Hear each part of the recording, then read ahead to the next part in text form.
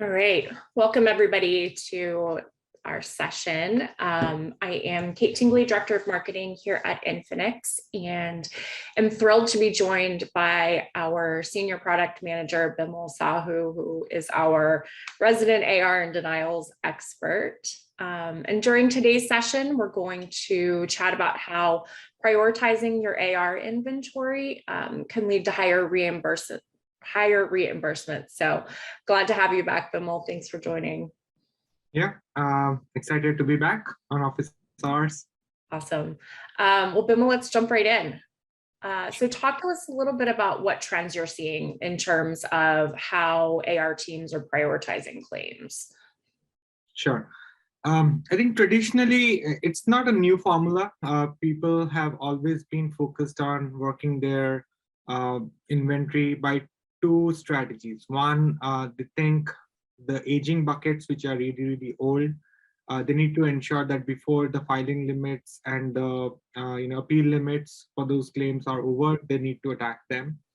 And on another side, they try to have another strategy that I need to work all my high dollar balances because I'm always short on staff. So how can I make them more productive, work on the high dollar claims and get the best reimbursement out of them? And what we see across is the kind of juggle between the two, right? Because at times you may see a whole lot of claims nearing their filing limits, and then you have to work them because if you don't, then they are going to turn non-collectible. Right. And on the other side, you also need to ensure cash flows for your organization. So you also need to tackle, high dollar claims. Right. Right. I think especially with those high dollar claims, they tend to think the ROI is there. So focus on that. If they can get one of those high dollar claims versus 4 small ones, then that's gonna help. But what are you seeing? So in terms of that strategy and focusing on high dollar claims and timely filing, is that effective in 2022? Has it been effective? What have you seen? Okay, that's a great question. Actually, I would answer that by a resounding no. Because these strategies were there in place where we didn't have the technology or understanding of data to make decisions. So were thumb rules in the past, but I think coming into this new decade, we have technology, AI, machine learning, and prioritization algorithms that can do wonders, right? Right. Attacking, just by looking at the timely filing limits or the high dollar claims was a thing in the past where you have developed human biases, I would say, right? Because these are thumb rules. Somebody set that in stone, it worked for them, but doesn't work every time for everybody. Because you could have a high dollar claim, which, I don't know, when an AR follow-up or rep kind of follows on that account, he doesn't know exactly does this claim is going to get paid out or not, right? Right. But data science can help. So data science can tell you if you have a $1,000 claim that's outstanding versus another $100 claim that's outstanding, which of these have a very high probability of reimbursement. And you can compute that by looking at your past reimbursements. Let's say for this particular CPT, for this particular payer with this particular denial, and there are so many other factors to it. Is it going to get reimbursed, and what's my probability and payoff metrics are, right? So as we go into 2022, we want to see AR teams focus on claims that are going to get paid with higher degree of confidence rather than just working through the high dollars. And that's something that I think is key and important. But apart from that, if you see, there are other factors that they are kind of also, it's a not considering by just looking at these two strategies of high dollar and time affiliates. One of them is like, what's your success rate in overturning a denial, right? Or ask questions about what's the complexity of that denial? How many touches would it take to kind of resolve that denial? Is there back and forth? What's the associated cost of sending an appeal? Right? And do people also understand what actually the timely filing limits are? Because in most practices, we see AR teams have a very high level guidance around, hey, this payer has got this much of timely filing limits, 120 days, appeal limits of 180 days. For some payers, it's simple, like Medicare, or some of the top payers who are national in nature. However, there are other different plans or specific plans, especially in the commercial segment, where the timely filing limits and appeal limits are very specific and specific across, limited to that particular geography. So in those situations, I would kind of I kind of feel as if we're losing track of what exactly those filing and appeal limits are, because of which the reimbursement are not as per expectation. There are other segments that I would kind of also highlight over here. Is effectively, it's just not about working on a high dollar claim. You need to understand what your ROI is going to be out of that claim, given that this is the payoff metric that you're looking at from your past data. What kind of efforts am I spending? Because it takes about a while for a rep to follow up on that claim or resolve that. So what's the ROI against that? So I think a good strategy for going forward in 2022 is to focus on how do I maximize my collections by at the same time kind of ensuring my cash flows. So that's what I would recommend. What else in terms of strategy? So obviously we've established timely filing, high dollar claims. That's not the strategy that's working anymore. What recommendations in terms of how practices and providers can learn or can know which claims they should be prioritizing? Yeah, so 3-4 things, as I touched even earlier. One, try to understand what your reimbursement rates are by denial categories or groups. So that like if there is a certain denial, does that take priority over another, because you've seen higher overturn rates in certain cases of denials for certain specific payers. So try to build that matrix out. The next one would be try to also imbibe in what's your effort or the complexity of that denial. How many touches does it take to resolve that denial or that particular AR? The third is kind of segment your AR by, is it by, can you get the status of the claim, or, connect with the payer over a portal versus, if you have to really have to call that payer, because then your productivity against resolving that claim kind of changes. So there are some of these things that are really important about how you work through the claims, because hey, we all know we are all short on staffs, and with all this great resignation, we know that our resources are very valuable. So how can we provide them with the best claims that is destined for us to take us to success? So that's something really important for us to kind of leverage on.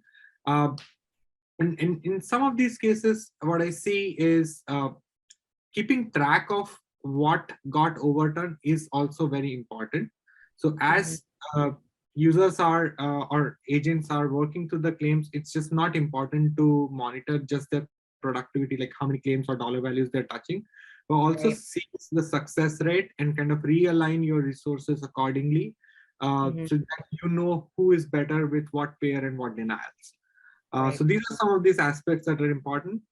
Apart from that, as I mentioned, timely filing, you need to have a good grasp of your timely filing and appeal limits across your payers.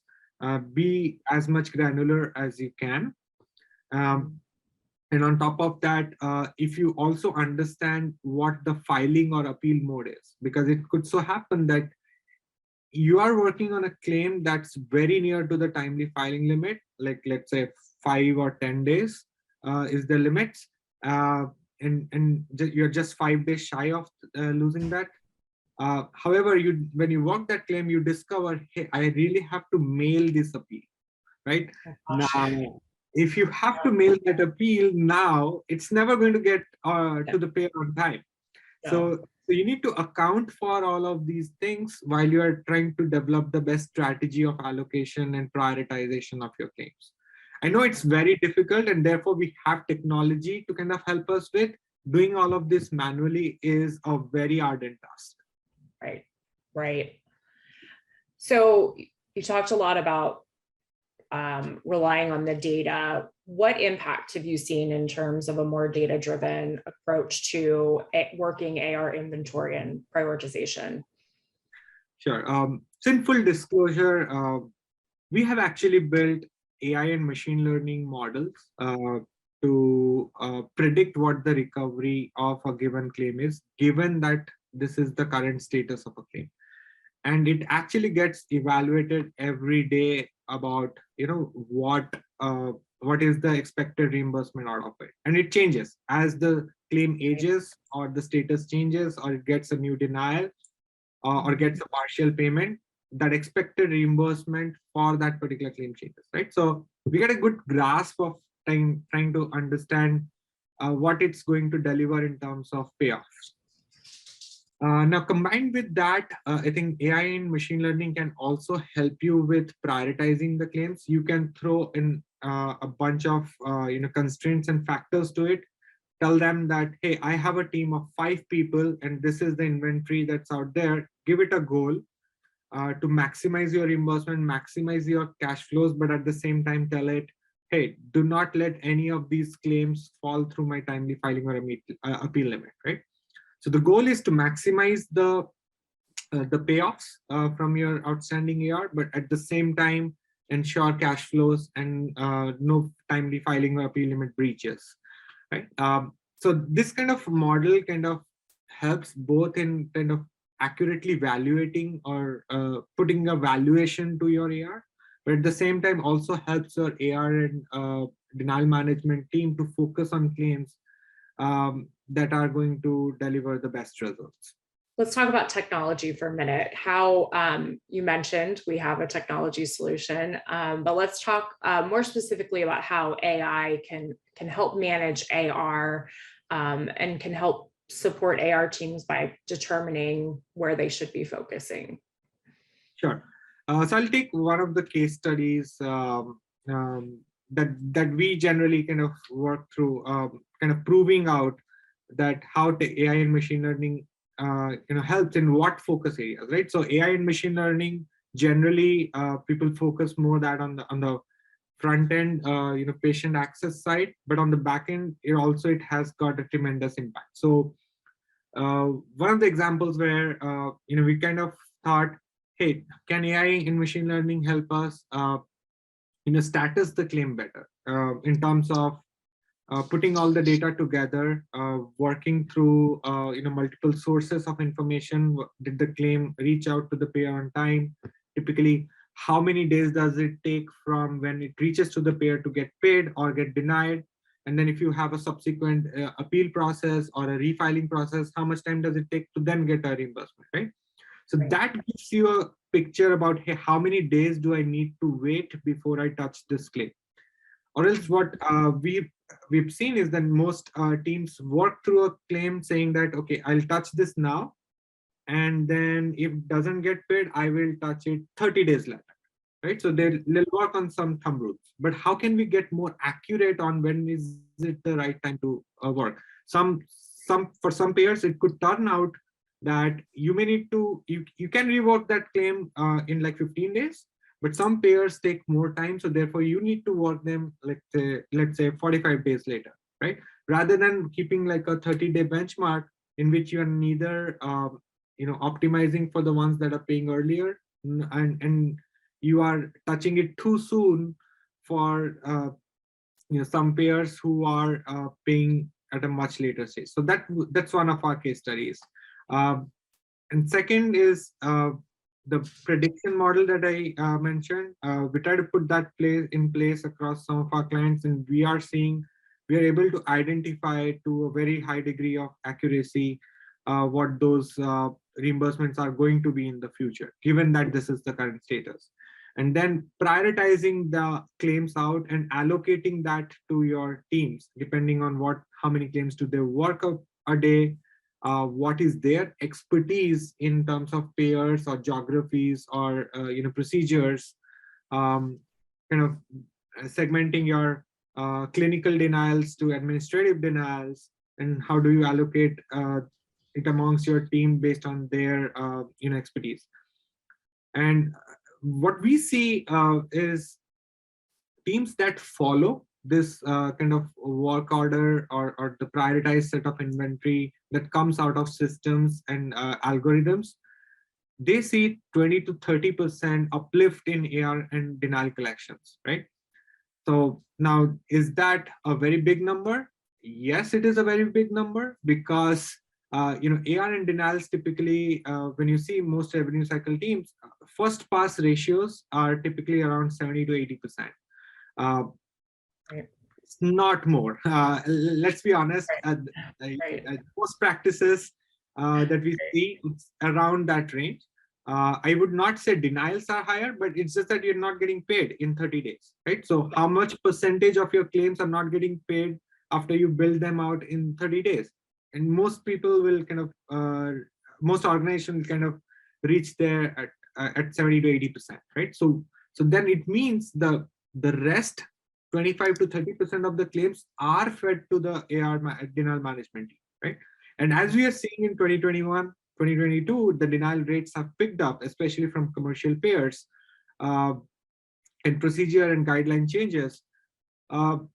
There is a big inventory that's out there for AI denial management teams, and they are not staffed. And staffing is not a problem that you can solve overnight. But what you can solve for is be intelligent about how you are prioritizing, what you are prioritizing, how you are feeding the claims to the agents, and keeping a track of their success, because that acts as a feedback for you to be more better in allocating and getting reimbursements. So that's something that we've seen, that machines are good and much better than human allocation, because it can really evaluate all of these different elements at scale. Now, this is how AR and denial management teams can definitely leverage this. And on top of that, definitely focus on some of the automation pieces. You do not want your reps to focusing on just doing a claim status check over a call or a pair, or looking at a portal to find that information, or into EOB. Bots, scripts, and clearinghouse integrations can definitely help you to get those statuses before the claims are being worked by the agents. So they have all the information ready and available for them, so that they can just go ahead and do the best thing that they can do on the claim to get reimbursed. So this is how I think like AI, machine learning, automation, and technology can definitely help AR teams going forward in 2022. Great. So want to give folks the chance to ask some questions. While we give folks some time to type their questions either in the chat or the Q&A function here on Zoom. We've talked about a lot here today. What's your call to action for folks after this call? What should they do first? Sure. I think the first thing that they should do is get all the basic, basic cheat sheets ready, right? So it starts off with, how do you categorize your denials? Mm-hmm. How do you group them together? Your SCAR code, route code, have ownership around that. Understand what your team's strengths are, who is better at what. So that's the second thing. Then the third is to develop models around how do you understand collectibility of your claims and be able to project them. You can definitely look out for solutions out in the market that helps you with AI and machine learning prediction capabilities or prioritization capabilities. But if you want to still want to do it manually because of lack of resources or otherwise, you should look at first the timely filing limits, get those really accurate, and try to kind of at least blend in 3-4 different elements: timely filing limit, high dollar balance, denial complexities, and your overturn rates, to have at least a semi-optimized model that works better for you, rather than just going blindly with the AR high dollar balance. Then not everything gets paid that way. Right. So we've got a question here. Sure. how do I evaluate the effectiveness of my AR team? Yeah, that's a brilliant question. So generally, when AR teams are working through claims, it starts off with giving them, traditionally with like giving them with a productivity target. That, hey, I expect you to work 30 claims a day, Right. or 40 claims a day, right?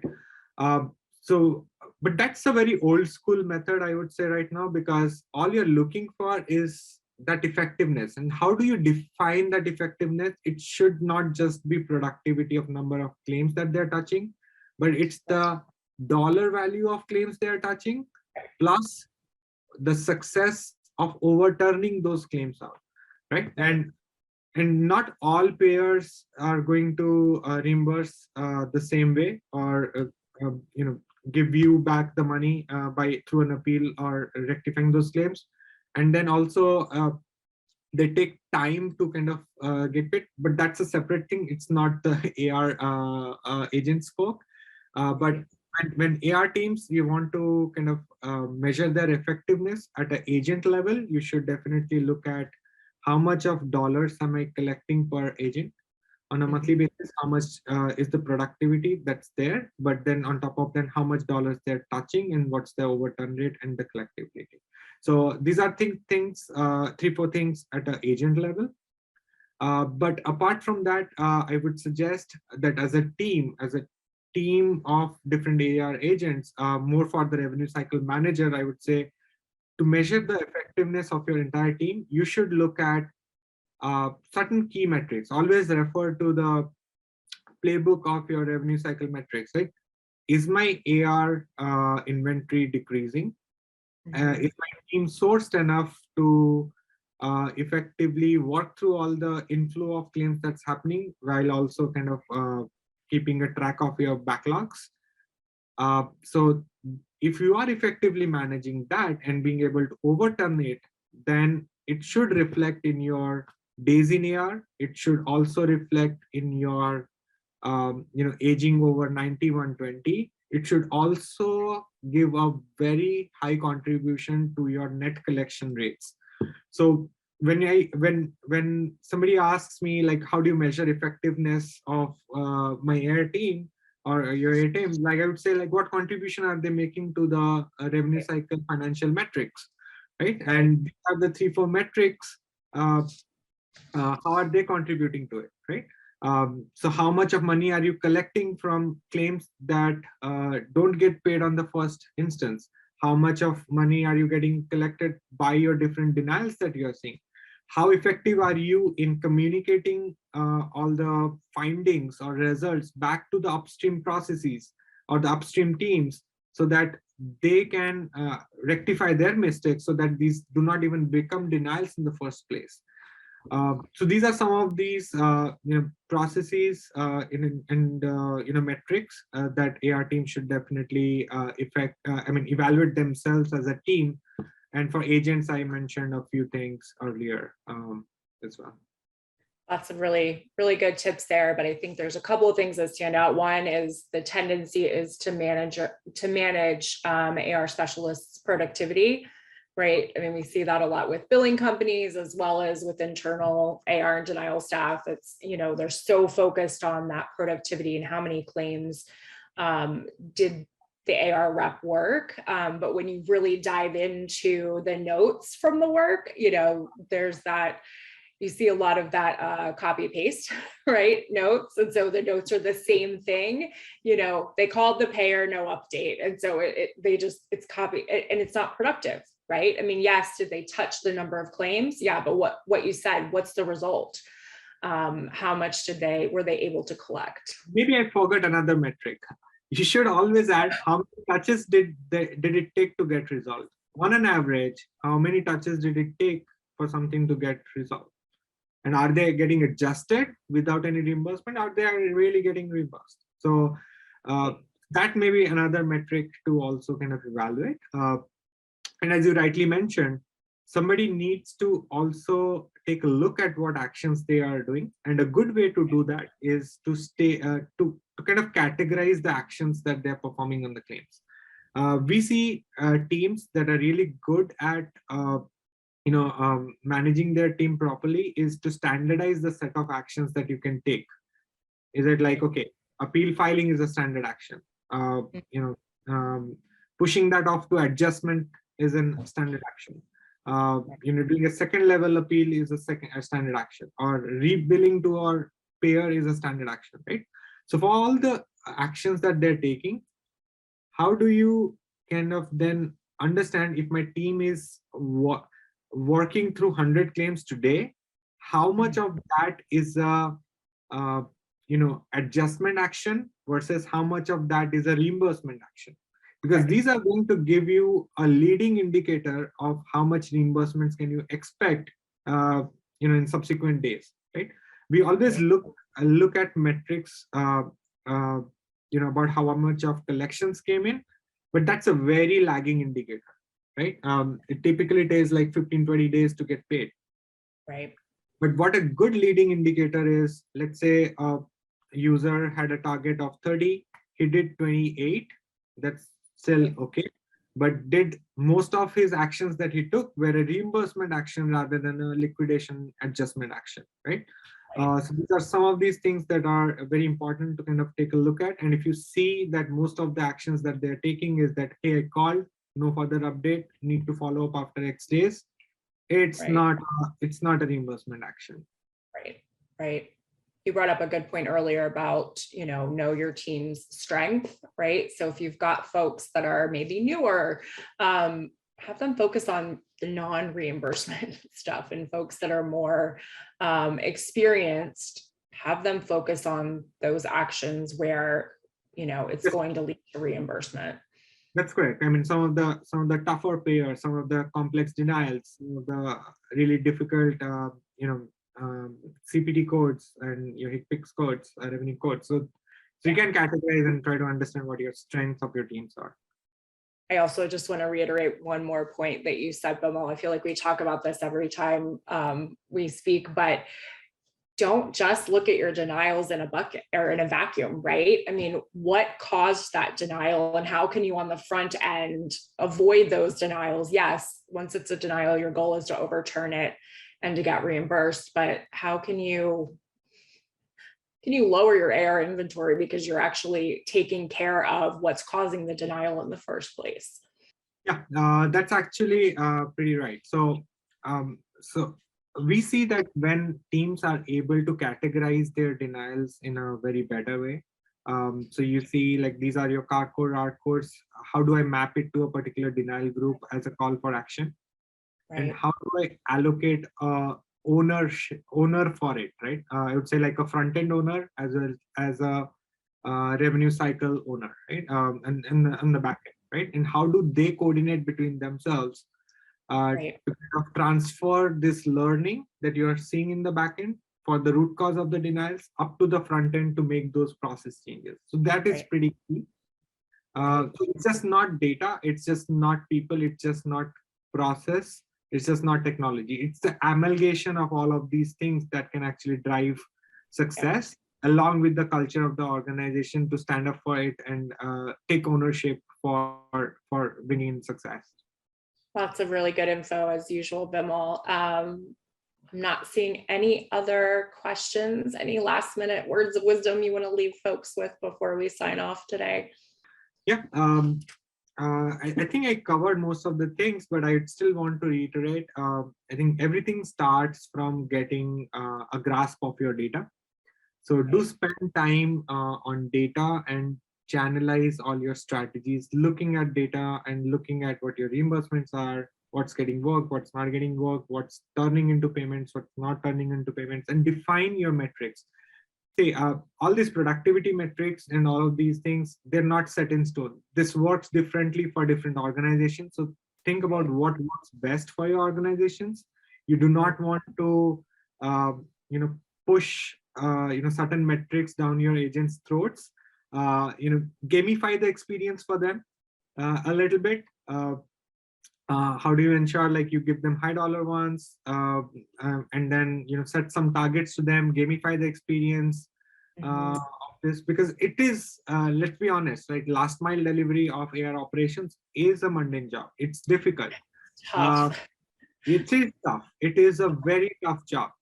So we need to be much more motivating and gamifying their experience to ensure that they feel a part of this entire process Mhm. of achieving success, and not just only be measured on some metrics that's out there. It's a really good point. Really, really good point. Because a lot of times that's the case for folks. And it is a mundane, really, really tough job. So Sure.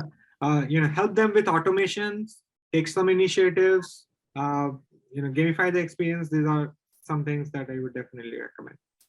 yeah, celebrate successes. Absolutely. All right. As always, Bimal, great to have you here. Lots of really good actionable insights. If folks have questions after the session that you didn't get a chance to ask today, don't hesitate to reach out. We're always here to help. And thank you again, Bimal. Thanks everybody for joining, and we look forward to seeing you back here next week. Thank you so much. Thanks, Kate. Thanks, audience. Absolutely. Thanks, everybody. Bye.